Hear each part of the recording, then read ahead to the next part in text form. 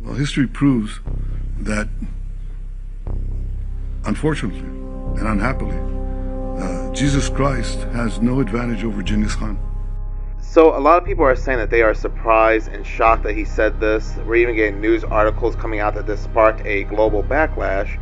But to me, this does not surprise me one bit, given the fact that the people of Israel, he himself, don't believe that Jesus Christ was the Messiah in the first place. I guess the only thing that I'm really surprised about is that he said it out loud. A lot of the so-called powers that be, and I'm sure probably him included, are nothing more than Baal worshippers.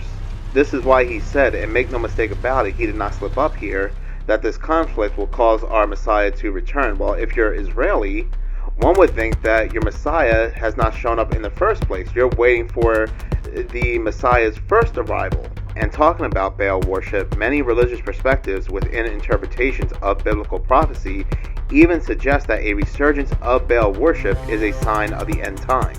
Which is not really crazy to talk about, given the fact that you can even see the architecture inside Washington, D.C. in 2018. They put up the Temple of Palmyra, which overlooks the Temple of Baal, and Trump's ballroom eerily looks like the Temple of Baal. Not just that, there were a lot of ancient Israelites were also heavy into Baal worship. They saw Baal as a crucial living deity responsible for sustenance and survival, so I guess one could see that as a Messiah-like figure. So when he says the return of our Messiah, I could interpret it as a return to heavy Baal worship, the return of Baal, which again is really not outside the realm of possibility given the fact that many ancient Israelis worship Baal.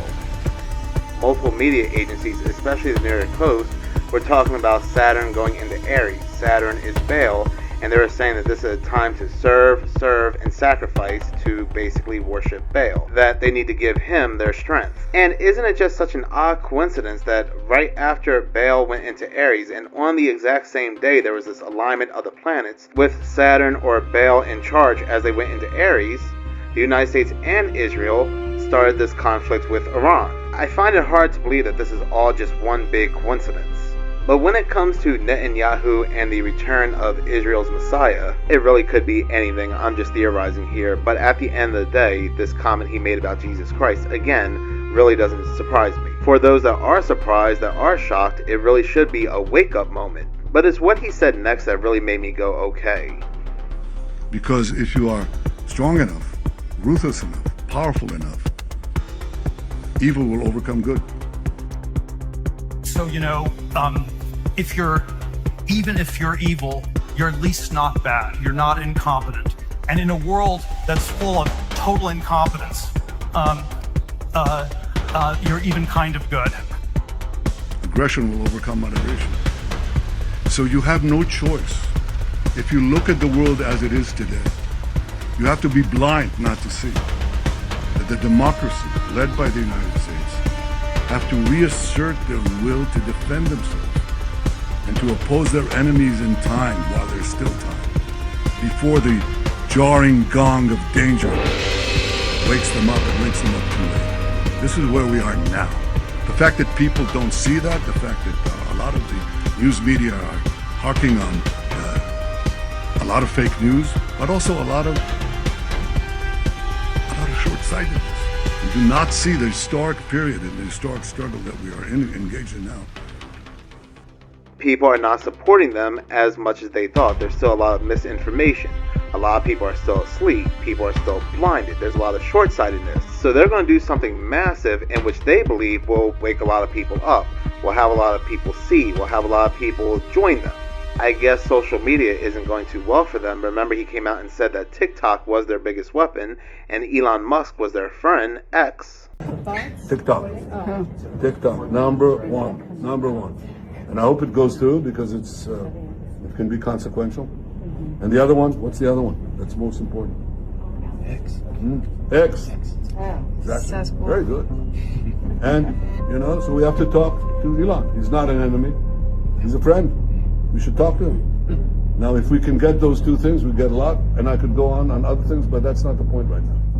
So I took what he said as now it's really time to wake people up. Because there are a lot of people, and I should say in the public anyway, that do not want this conflict. And a lot of people see this conflict as a distraction for the whole Jeffrey stuff. And Israel has people constantly monitoring social media and what people are saying. And that's not just me saying that, that's them saying that. Number one, we measure and track. Number two, we monitor and disrupt. We have a whole apparatus. I have 40 analysts working full time, 7 days a week, 24 hours a day, monitoring extremists. We monitor them online, social media, messaging apps, video games, cryptocurrency, podcasts, short form video, Wikipedia, LLMs. We monitor these people and we share the intelligence with the FBI. You saw last month, you heard about the thing that happened at Wilshire Boulevard Temple. Our analysts investigated what happened. They said they were Koreatown for Palestine, this group of people. They weren't. We were able to ascertain they were from a group called the Turtle Island Liberation Front. Turtle Island is how left-wing activists refer to the United States. They don't call it America, they call it Turtle Island. Like the Iranians call it the Zionist entity, or they won't call it by its name.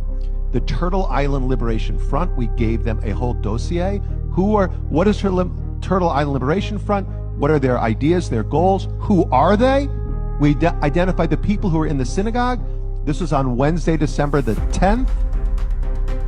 On Monday, December the 15th, this is going to ring a bell. Kash Patel announced they cracked a terror ring where they arrested 4 people who were planning New Year's Eve bombings. Turtle Island Liberation Front.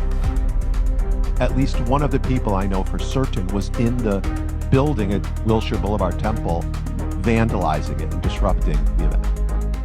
So we're monitoring left-wing radicals like the DSA and the anti-war crazies and the pro-Palestine crazies. We're monitoring right-wing extremists like white supremacists, armed militia groups. We're monitoring political Islamists and Christian nationalists, all of them.